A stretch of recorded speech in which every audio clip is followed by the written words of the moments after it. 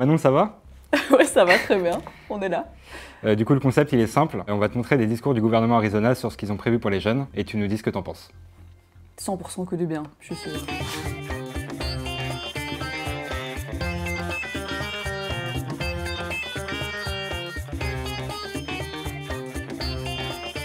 Du coup, tu peux voir, t'as 4 cases devant toi, Ok, et tu peux les ouvrir une par une pour découvrir ce qui se cache derrière. ok.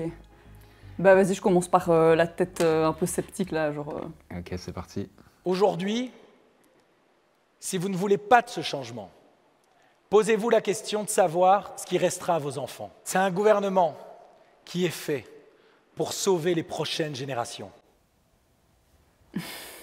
Non mais sérieusement, il faut que l'Arizona, ils arrêtent avec cette idée de « on veut sauver les prochaines générations ». C'est faux, on le sait tous. C'est quoi l'avenir qui nous prévoit à nous les jeunes? C'est travailler plus longtemps, avoir des jobs précaires, la guerre. Non merci Georges-Louis, on n'a pas besoin de ça. Ciao. Du coup, est-ce que tu as un exemple concret sur le fait que l'Arizona, ils agissent pas vraiment pour les jeunes? Ouais, à fond. Bah tu vois, on parle beaucoup de la réforme des pensions en ce moment. C'est une réforme qui est super injuste.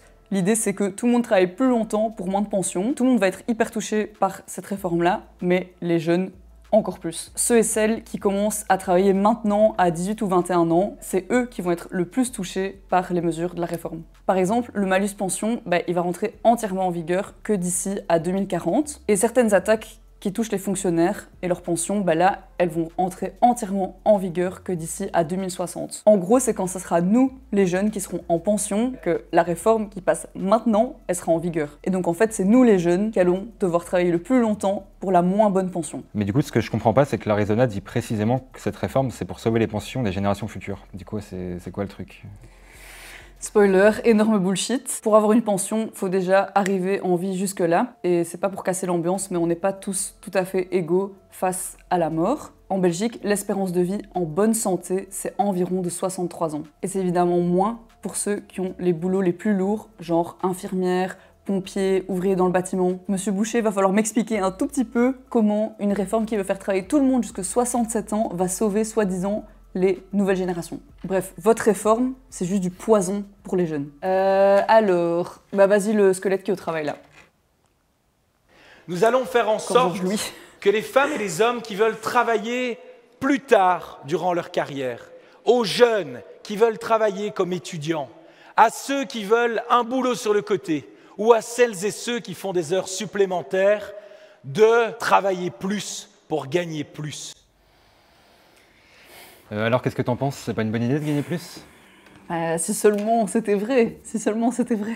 Mais je pense que quand Georges Boucher dira la vérité, je serai déjà à la pension, donc c'est pas la peine. C'est bien beau de parler Monsieur Boucher comme ça, mais je pense qu'il faut regarder les faits. Et avec votre gouvernement, vous confirmez le blocage des salaires. En gros, en Belgique, c'est interdit d'augmenter les salaires. Donc quand t'es jeune, tu commences avec un salaire bien bas et il va juste rester bloqué. Hyper pratique quand t'es jeune, que t'as envie de commencer ta vie, que t'as envie de commencer peut-être à acheter un appart ou à fonder ta famille. Donc en gros, l'Arizona, ils mentent. Dans les faits, ils suppriment les primes de nuit et ils mettent en place la possibilité de faire 360 heures supplémentaires sans sursalaire, sans compensation. Faut pas rêver non plus. Moi j'ai un pote qui travaille chez Bipost et en gros à cause de la suppression des primes de nuit entre 20h et minuit, il va perdre jusqu'à 120 € par mois. C'est juste dégueulasse.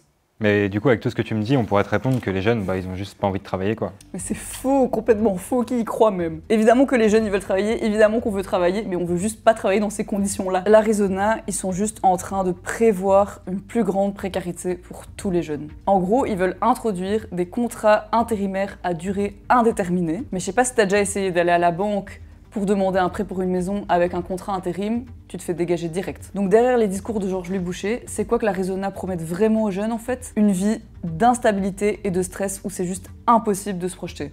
Et je pense qu'il y a personne qui veut ça. Go Bob l'éponge avec sa petite lettre au feu là.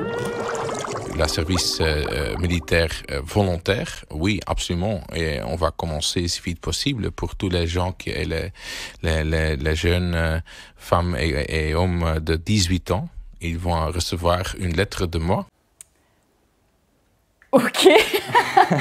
Déjà, force à tous les jeunes qui vont recevoir cette lettre de Franken. Je pense que c'est vraiment pas le genre de lettre que tu as envie de recevoir dans ta boîte aux lettres. Mais bon, plus sérieusement, je pense qu'il faut arrêter avec ce discours de militarisation. En Belgique, c'est hyper important. Déjà, pendant des années, ils nous servent le discours qu'il n'y a pas de thunes pour l'éducation, pour les transports publics, pour le climat. Et là, d'un coup, claquement de doigts, des milliards pour la défense. On est où là? Le niveau d'hypocrisie, sérieusement. Puis je sais pas dans quel monde plus d'armes apporte la paix. Sérieusement, faut juste réfléchir 2 secondes, ça va pas du tout. Mais qu'est-ce que t'en penses du service militaire du coup?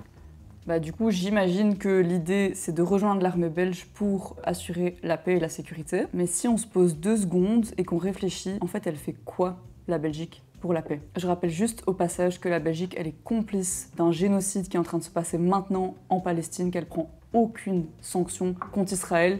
Donc là, c'est juste un tout petit décalage entre les actes et les paroles. Et au passage, quand on parle de recruter des jeunes dans l'armée, on parle évidemment des jeunes de la classe travailleuse.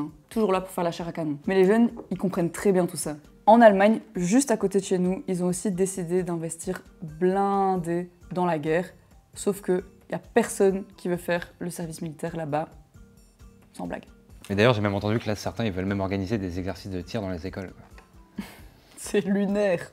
C'est lunaire, sincèrement. Mais les jeunes d'aujourd'hui, ils veulent juste un avenir, avoir un boulot, avoir leur famille, avoir un appart, voir leurs potes. Ils veulent pas commencer à aller faire la guerre pour un État qui soutient un génocide. Bref, ta lettre, Theo Franken, je pense que les jeunes, ils vont faire la même chose que Bob l'éponge, ils vont la foutre au feu. Mais vas-y, Drake, hein, du coup. Hein. L'enfer.